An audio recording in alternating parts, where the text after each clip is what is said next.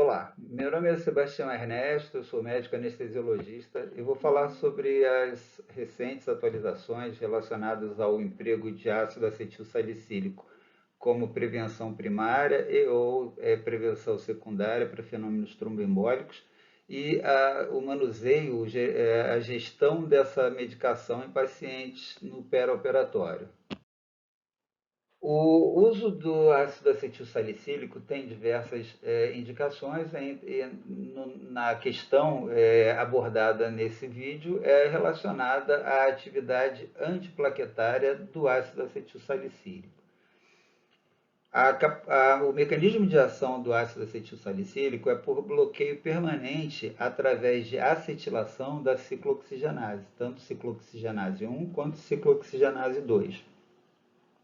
A ciclooxigenase 1 mais relacionada a fenômenos inflamatórios, mas a ciclooxigenase plaquetária, de uma maneira geral, age transformando os subprodutos de prostaglandina em tromboxânia 2, que é um agente extremamente trombogênico. Ele, quando liberado pela plaqueta, ele atua aumentando a capacidade de adesão e agregação plaquetária. Por isso, o ácido acetil salicílico é utilizado em pacientes de alto risco há muito tempo para evitar-se que haja, então, ou para tentar reduzir o risco de fenômenos tromboembólicos nesses pacientes. O fato do ácido acetil salicílico ser completamente não seletivo faz com que ele também produza outros efeitos colaterais. Ele irrita a mucosa gástrica, diminui a proteção da barreira da mucosa gástrica, aumenta o risco de sangramento, já que dificulta a hemostasia, já pelo próprio efeito desejado, muitas vezes quando o indivíduo apresenta uma sensibilidade maior ou apresenta um cenário cirúrgico, ele pode ter o risco hemorrágico, o risco de sangramento perioperatório aumentado devido ao uso dessa droga. Por isso, a grande preocupação em seguirmos guidelines que nos proteja ou que proteja os nossos pacientes contra o fenômeno tromboembólico, mas que evite fenômenos hemorrágicos nesses mesmos pacientes. Existem pacientes que já desenvolveram hemorragia intracraniana, hemorragia digestiva, então o grande equilíbrio desejado é aquele equilíbrio onde não haja grande risco de fenômeno tromboembólico, mas também não haja grande risco de fenômenos hemorrágicos. Uma outra questão também que alguém pode perguntar é, já que o ácido acetil salicílico não é seletivo, ele bloqueia tanto a ciclooxigenase 1 e 2, ele inibe a produção de tromboxânia 2, por isso ele exerce uma função antiplaquetária, antitrombogênica, mas ele também inibe a produção de prostaciclina. E a prostaciclina tem um efeito contrário ao efeito do tromboxane. Porém, a diferença é que a prostaciclina é produzida no endotélio. As células endoteliais têm núcleo, e se aquela quantidade de ciclooxigenase endotelial foi bloqueada, o núcleo ele pode reativar a produção de mais ciclooxigenase para repor aquela bloqueada. Além disso, um número infinitamente superior de células onde haveria uma necessidade de uma dose maior de ácido acetil salicílico capaz de bloquear um universo tão grande de células endoteliais. De qualquer forma, a plaqueta não tem núcleo, então aquela enzima que já vem com ela que ela carrega durante a sua vida, ela vai ser bloqueada e não tendo núcleo não tem como produzir mais ciclooxigenase, então a plaqueta fica inativada para o resto da sua vida. Como sabemos, é um bloqueio da ciclooxigenase permanente. A acetilação que o ácido acetil salicílico provoca nessa molécula é permanente. Então, aquelas hemácias elas vão ficar inativas para participar de produção de adesão e agregação plaquetária, aumentando por isso o risco de sangramento. o tempo de vida da plaqueta de 7 a 10 dias faz com que, caso tenhamos que suspender o ácido acetil salicílico por algum motivo, um preparo para a cirurgia, então não precisa que se espere o tempo inteiro de vida daquela população de hemácia circulante, porque existe a produção permanente de plaquetas circulantes, existe uma produção permanente de plaquetas e essas plaquetas vão sendo repostas dia a dia, sendo que no momento em que iniciamos a terapia, algumas plaquetas eram jovens e outras não. Então a reposição vai sendo executada e o tempo de suspensão, em geral, indicado é de 5 a 7 dias.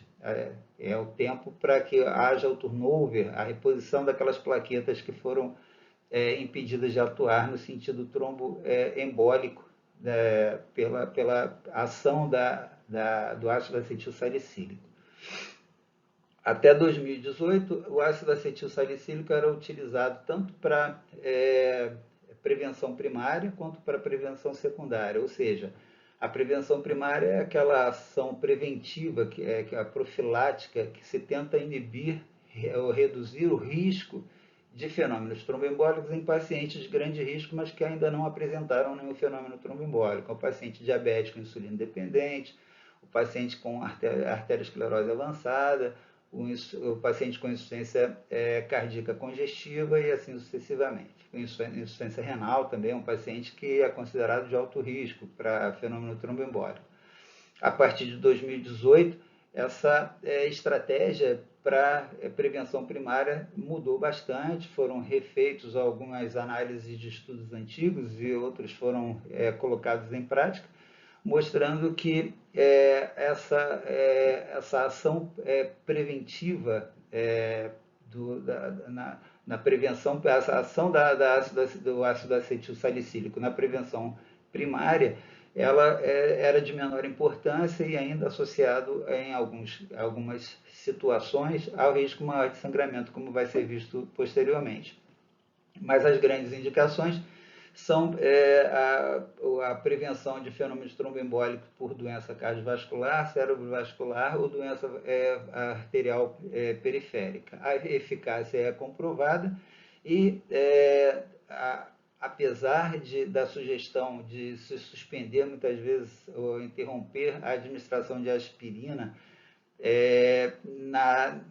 no pré-operatório imediato, o risco acaba sendo maior porque existe um tempo necessário para que as plaquetas se recomponham de maneira adequada e não se sabe ainda qual o mecanismo pelo qual isso acontece, mas a retirada abrupta do ácido acetil salicílico pode levar à síndrome de retirada, levando a um período curto de alguns dias, onde há um risco aumentado de fenômenos tromboembólicos por essa retirada. Portanto, essa retirada deve ser feita de maneira adequada. Já em relação a prevenção secundária, ou seja, a prevenção de um paciente que já apresentou fenômeno tromboembólico a nível coronariano, a nível cerebral, a nível arterial periférico, a estratégia de gestão do ácido acetil salicílico não mudou tanto, como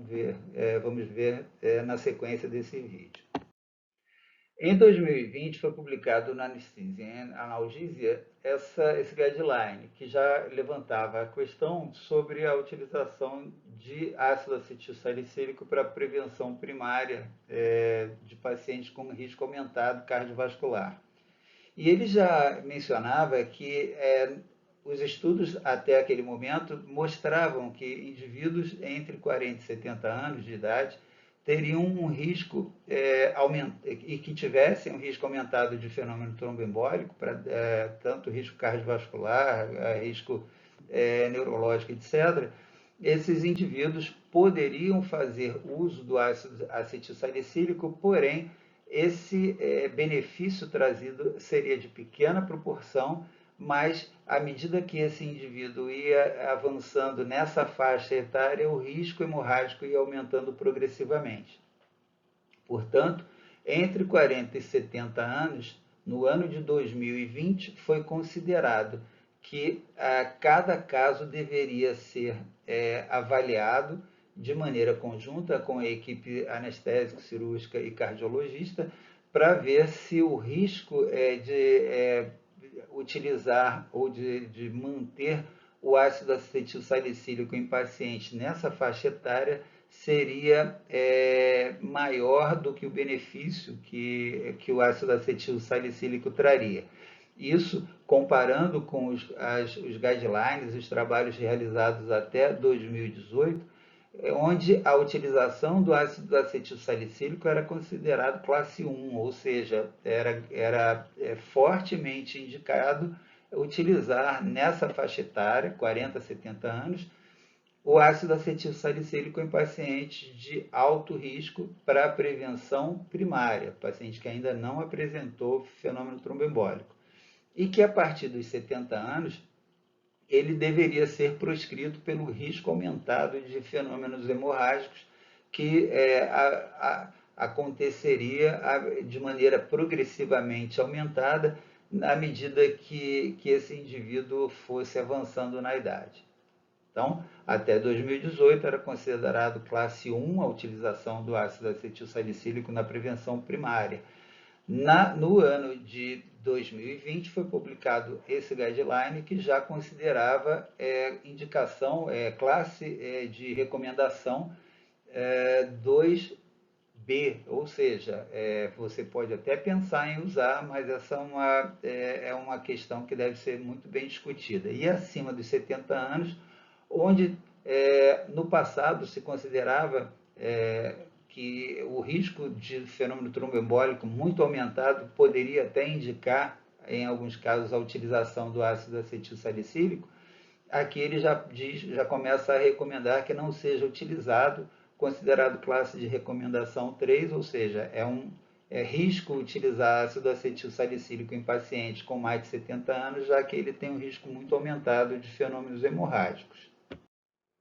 Mas a corda acabou apertando um pouco mais agora em 2022, porque foi feita essa força-tarefa publicada na JAMA, agora em 2022, onde foi revista a avaliação da conduta prevenção primária com ácido acetil salicílico. E a faixa etária ainda foi reduzida para a faixa etária de possível aceitação de iniciar o ácido acetil salicílico.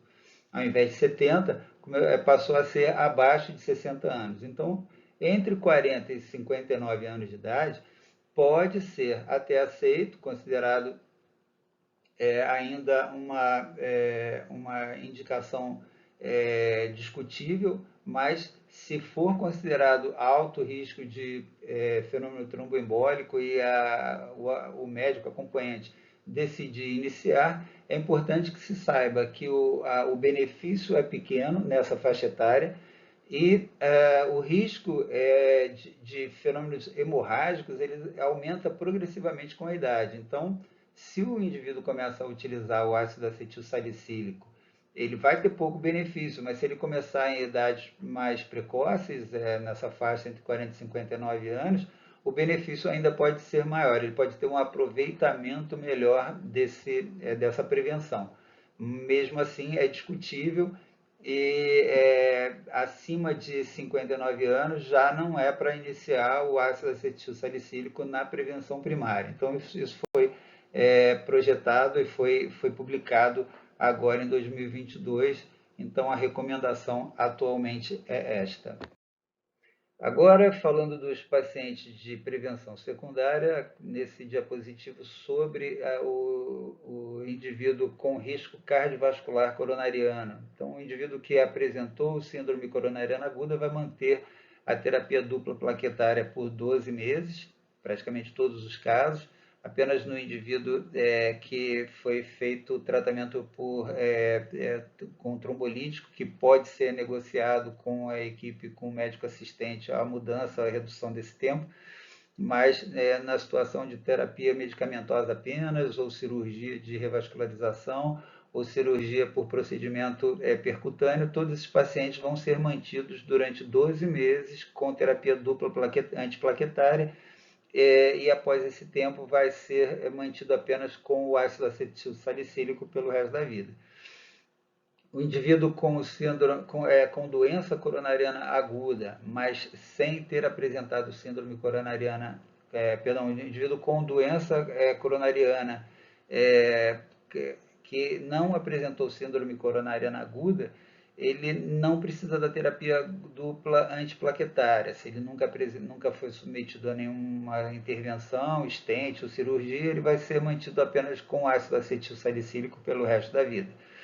E nos pacientes com a utilização de stent, então vai ser principalmente os stents mais recentes, os mais com tecnologia mais propícia, mais seguros, eles vão ser divididos. Os indivíduos com o stent não medicamentoso devem ficar pelo menos um mês com a terapia dupla antiplaquetária e após isso manter o ácido acetil salicílico. O stent medicamentoso pode ser mantido deve ser mantido até 6 meses com a terapia dupla e após isso o ácido acetil salicílico por tempo indeterminado. Indivíduo submetido à cirurgia de revascularização, mesmo tendo a doença coronariana estável, ele segue o mesmo padrão do indivíduo que é pós síndrome coronariana aguda. Ele vai manter a terapia dupla durante 12 meses e após isso vai manter o ácido acetil salicílico por toda a vida. E em 2021 foi publicado esse artigo no New England, onde foi feita a comparação entre a terapia, a prevenção secundária com doses diferenciadas, 325 ou 80 miligramas, e mostrou que não teve diferença nem no risco de sangramento, nem no benefício trazido por uma outra dose. Então, ficou aqueles indivíduos que vêm em terapia de longa data, eles podem eventualmente alterar para dose menor, mas aqueles indivíduos que vão iniciar a terapia agora, né, aqueles indivíduos que ainda são virgens de tratamento e ou prevenção com ácido acetil salicílico, eles eventualmente podem ter uma tolerância maior com a dose mais reduzida, com 81 miligramas apenas. Então, essa é a sugestão de Jones e colaboradores numa publicação de 2021.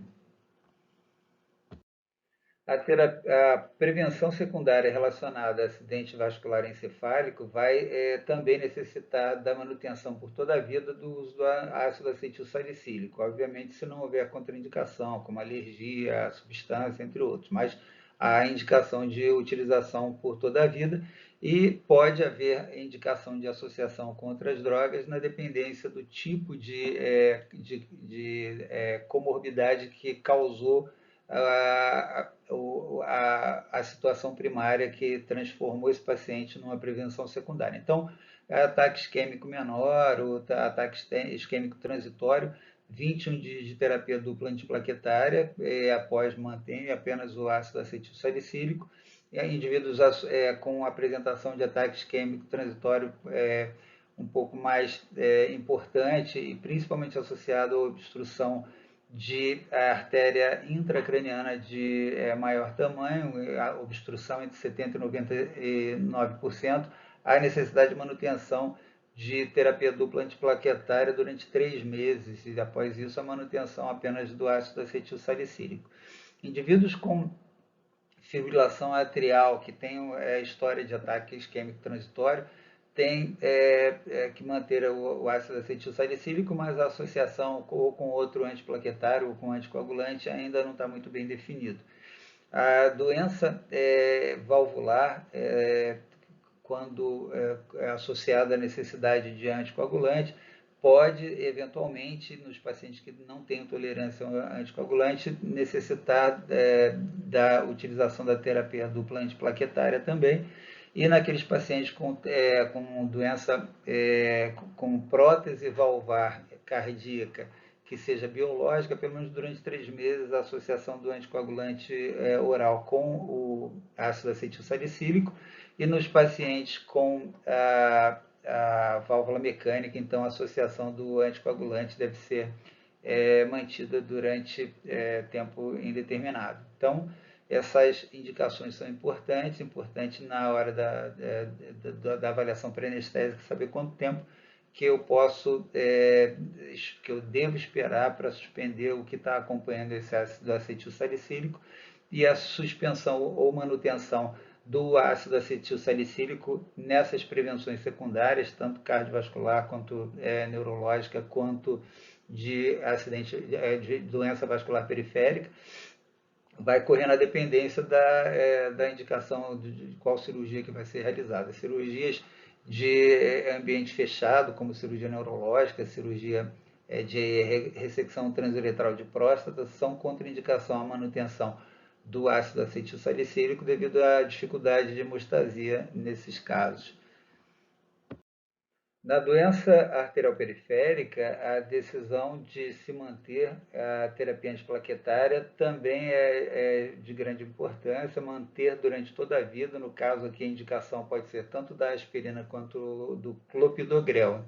A opção vai ser feita pela equipe que acompanha esse paciente, e em alguns casos ainda não está esclarecido se há indicação de utilização de terapia dupla antiplaquetária. Essas são as situações de indivíduos sintomáticos com claudicação ou com história recente, então que ainda não está esclarecido se a melhor conduta seria manter a terapia dupla antiplaquetária.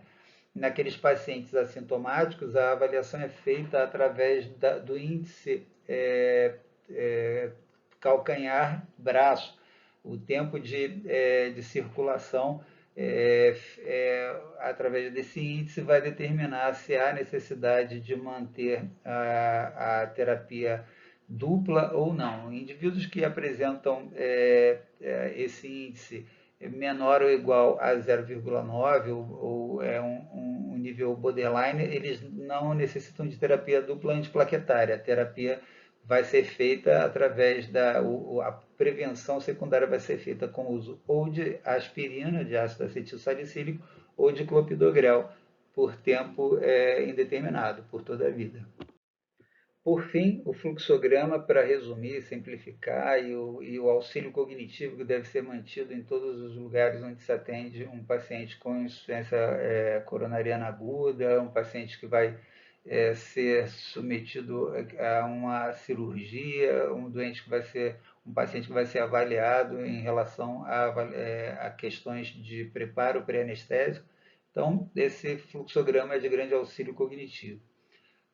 O início dele é exatamente se o paciente já está tomando ou não o ácido acetilsalicílico, se ele vai ser submetido a uma cirurgia e ainda não está utilizando, então ele não deve iniciar. Se ele vem em utilização do ácido acetilsalicílico, dividimos o leque em duas possibilidades maiores, que é a indicação como a prevenção primária ou secundária. No caso da prevenção primária, vai ser avaliado se esse paciente está se automedicando, se ele está recebendo esse ácido acetilsalicílico, mas ele não tem nenhum protocolo de grande importância, uma indicação muito importante de que ele pode desenvolver um acidente vascular encefálico com uma síndrome coronariana aguda. Então, se ele não se encaixa em nenhum dessas situações importantes, ele deve interromper a sua prevenção primária.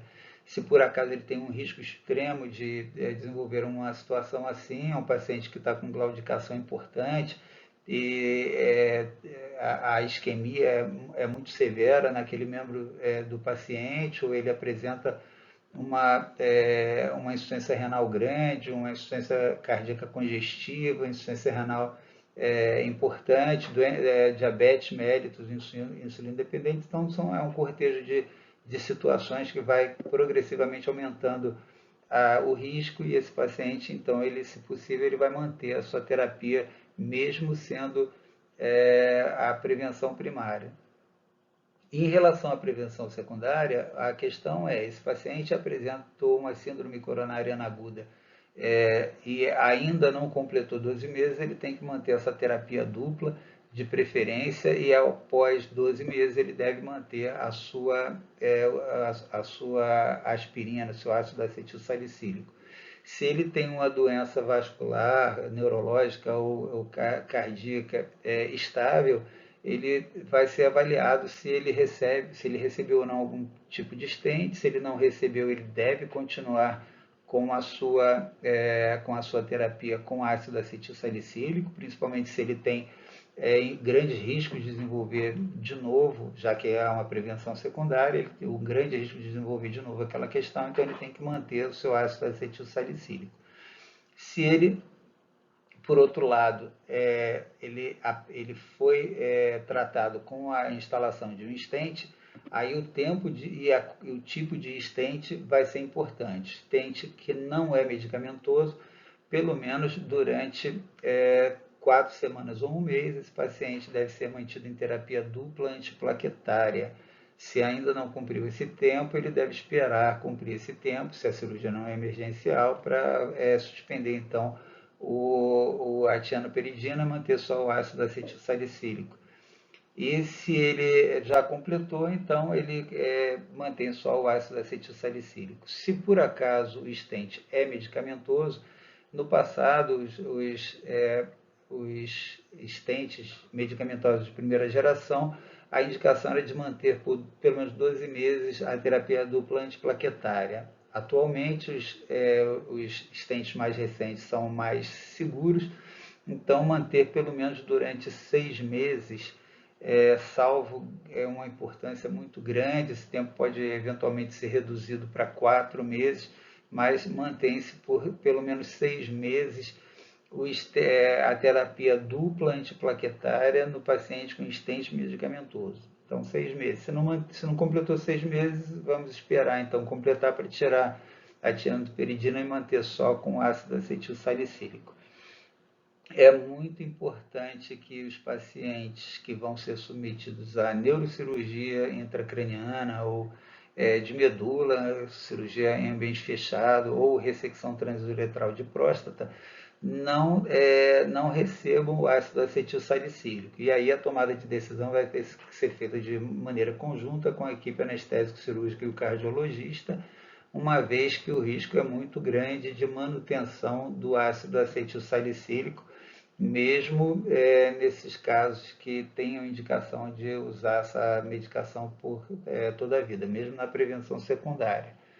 Então, essas são as determinações. O que mudou foi praticamente só em relação à prevenção primária, e tanto em relação à dose quanto à indicação de manutenção ambulatorial, mas uma coisa que não se reflete muito na nossa atuação como anestesiologistas. Terminamos aqui então nossa apresentação sobre a atualização em relação ao manuseio do ácido acetil salicílico no pré-operatório. Espero que tenham gostado do assunto, do conteúdo, e aconselho firmemente a leitura na íntegra do texto dessas atualizações, são muito importantes para nós como anestesiologistas. Muito obrigado pela companhia.